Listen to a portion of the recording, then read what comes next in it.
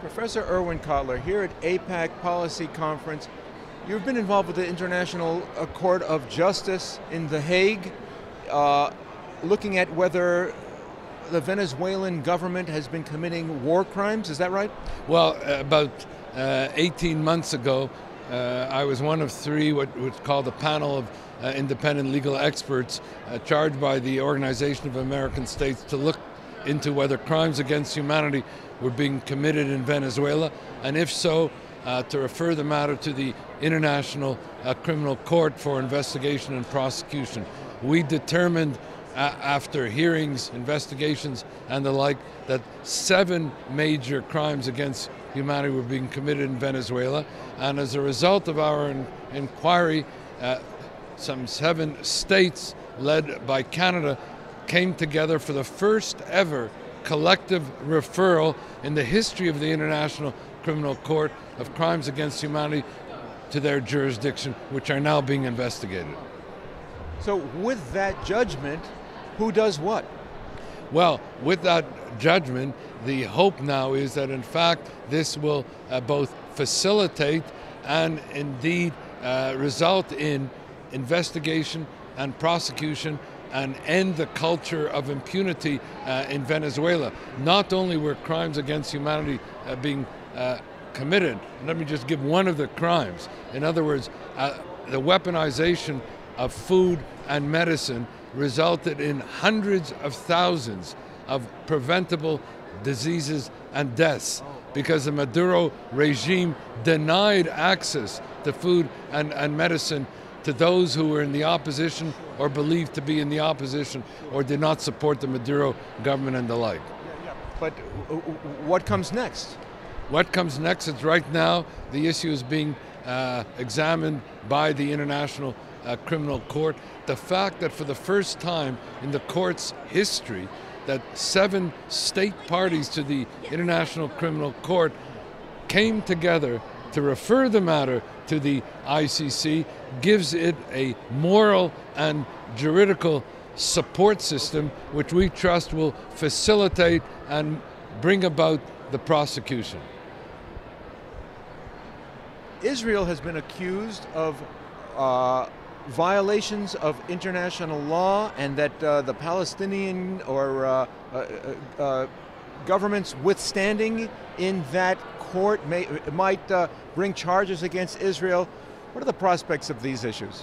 Well, you know, one of the things I learned in being a member of this independent panel of legal experts, I knew this before, but it became so clear and compelling, is that the ICC statute is replete with reference to state parties. The point is that Palestine is not yet a state.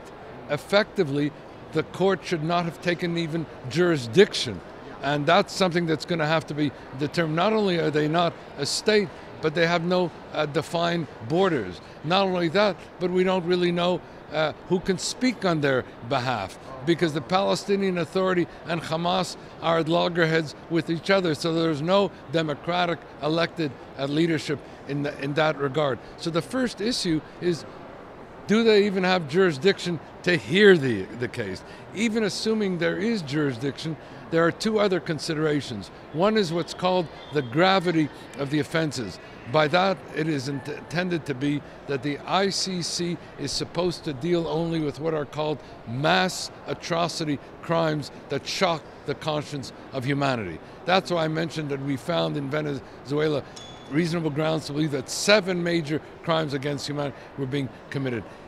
Israel is not in that league. You cannot say that the settlements, even if you want to take the position that settlements are illegal, amount to the gravity of mass atrocity crimes necessary for the threshold for ICC jurisdiction. And the final thing, and the most important thing, is there is in the ICC statute what's called the principle of complementarity, which means that if the state over which there is jurisdiction has its own independent legal system and investigates its own alleged crimes, then there's no place for the ICC to intervene.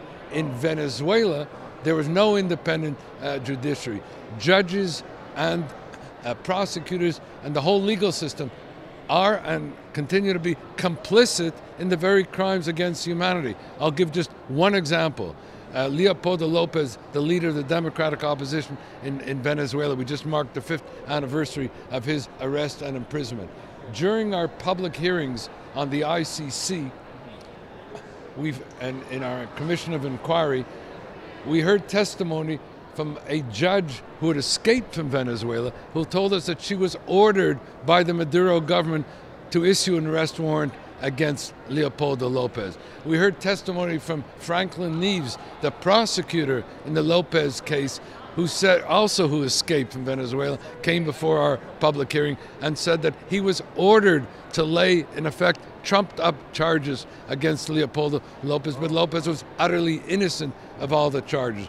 Now, with respect to Israel, you have an independent tribunal, you have an independent justice system. It has the capacity and does engage in the investigation of its own alleged crimes.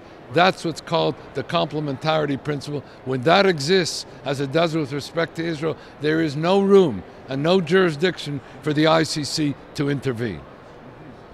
The allegations of Israel using white phosphorus are still being leveled anecdotally. Was Israel found, do you recall if there was a decision in that area? No, there was no decision or finding a fact to that effect, and amongst the many allegations that have been laid against Israel, that has not entered into the public record to indict Israel for that particular purpose.